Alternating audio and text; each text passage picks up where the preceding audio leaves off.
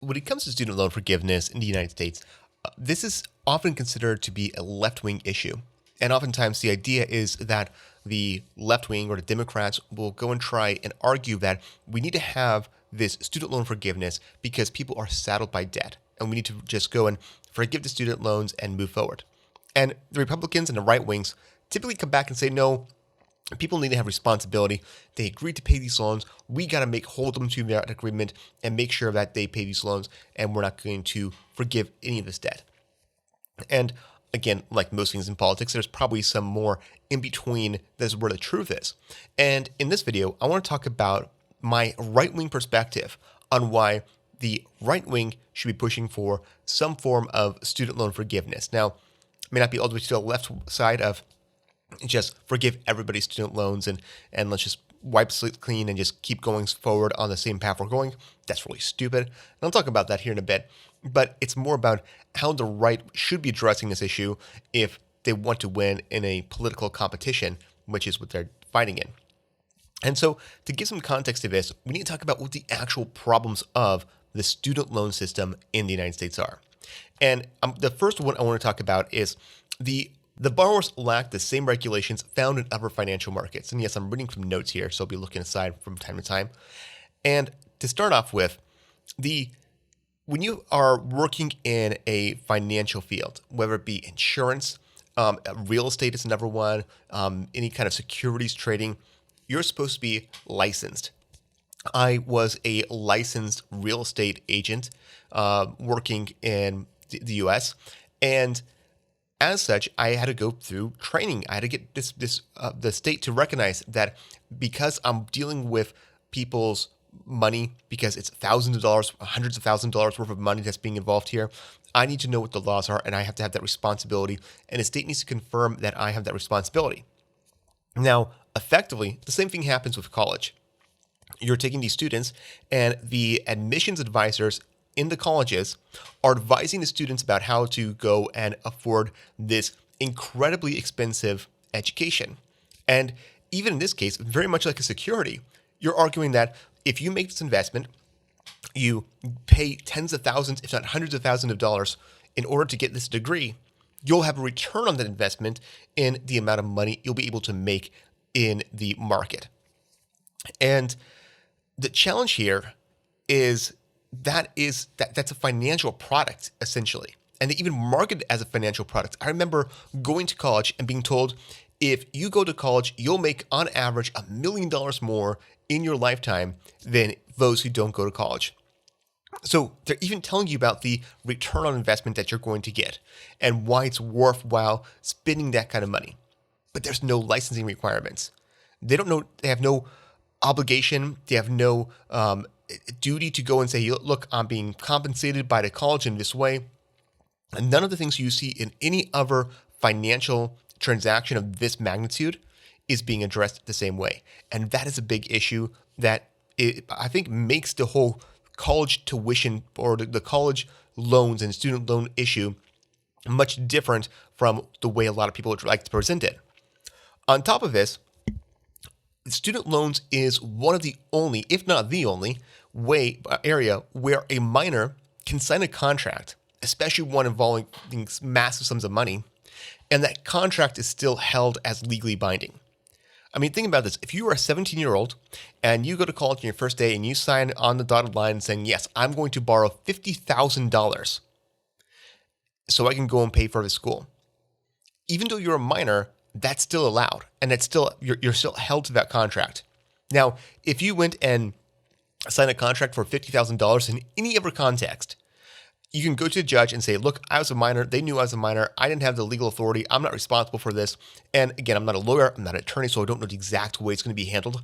But that's going to be not a legally binding contract that can be enforced. It's part of the person's responsibility to make sure that the person you're entering into contract with is actually legally able to enter in with that contract. And so in this case, this is the one exception where we allow minors to go and sign that contract. And I have a big issue with that. I think the military might be another one, but that's a little bit of a different situation as well. As opposed to going and taking on this massive amount of debt, they're signing up to join the military and they get paid for that. So I do see a bit of difference there. This is the one that's more egregious, but again, I'm not even sure about the military. Maybe someone in the comments can mention that. Also, unlike any other financial obligation that you take on, so the situation you buy a car, you buy a house, you rack up credit card loans, whatever it may be, all of those, you have bankruptcy protection. Now, bankruptcy protection says that if you get into a situation where you are no longer able to go and pay that debt, you file for bankruptcy and you get that debt discharged. You liquidate your assets and you get that debt discharged. And it's a really beneficial way. It's not good when you have to go through that, but having that option, having that bankruptcy protection does give some relief when bad things happen and life doesn't go as planned. And yes, some people do abuse it, admittedly. But in the case of student loans, you are not able to take advantage of that bankruptcy protection. And that is a really, really big issue. And that's why this issue of student loans has become so massive.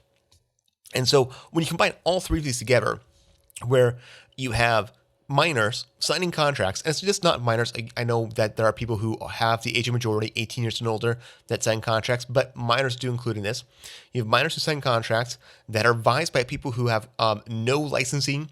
There's no standards or regulations about how they can go and communicate and what the promises that they can give to the students who are signing these contracts. And then when they finally sign the contracts, there's no bankruptcy protection to get them out. That's a really big issue that not a lot of people put enough weight on. So borrowers lacking the same regulations and protections found in other financial markets is my number one issue I see with the way student loans are handled in the United States. Now, the second one is the U.S. taxpayers backed the loan. Now, let's talk about how a loan is structured. When you want to borrow some money, there's going to be a minimum of two parties. You have a borrower and you have a lender. Borrower gets the money, the lender gives the money to the borrower, and then the borrower pays back portions of that money over time, whatever that agreed upon time period is.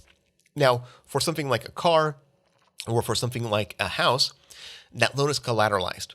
So the thing that's being purchased, the house or the car, is put up as collateral for the borrower. So that way, if the borrower is unable to pay that loan, they can go, the bank, the lender can reclaim that car or that house, liquidate it, sell it, and get that money to have them made whole, to get that money back so they have all their money back that they lent to the borrower.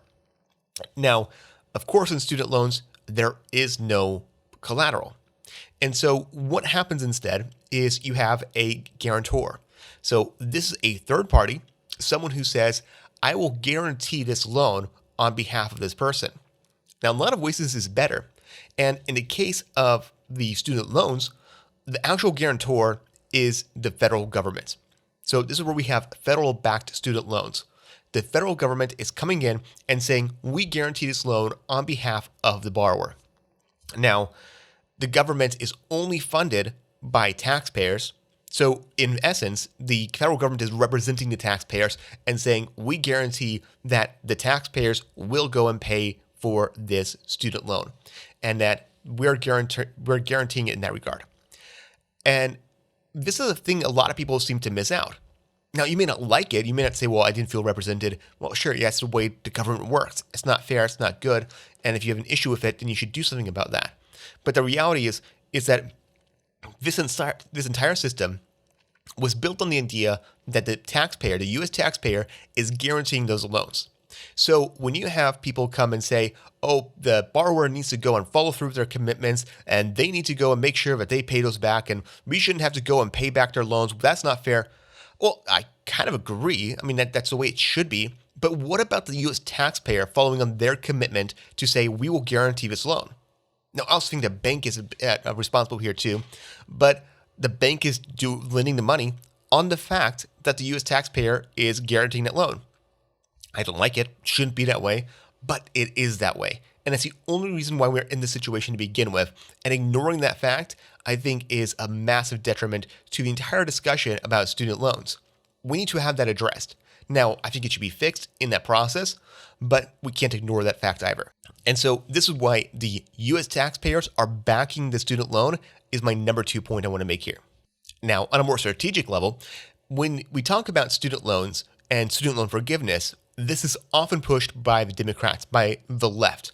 And they'll say, if you elect us, we will go and forgive your student loans. And we see this time and time again. And when you have people who have tens of thousands of dollars of debt that they would like to be have paid off, and they hear someone say, "Hey, we'll just get rid of that money for you. We'll take it from the taxpayers and have that money paid off for you." People often hear that and say, "Look, it probably won't happen. Maybe it's a 1 out of 100, 1 out of 1,000, 1 out of 10,000 chances that that'll actually happen." But at least they're giving me a chance it might happen. The other guy isn't. The same idea goes for why people play the lottery. They had this hope that there's that small chance they might be able to have that windfall.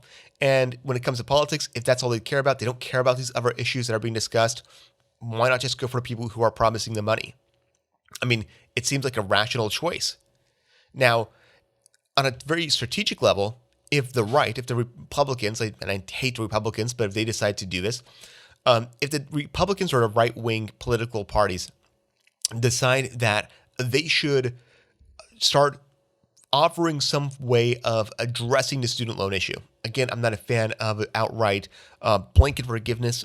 That doesn't seem to work well, and I'll talk about my ideas here in a moment. But if they at least start giving some options, now there's a discussion happening.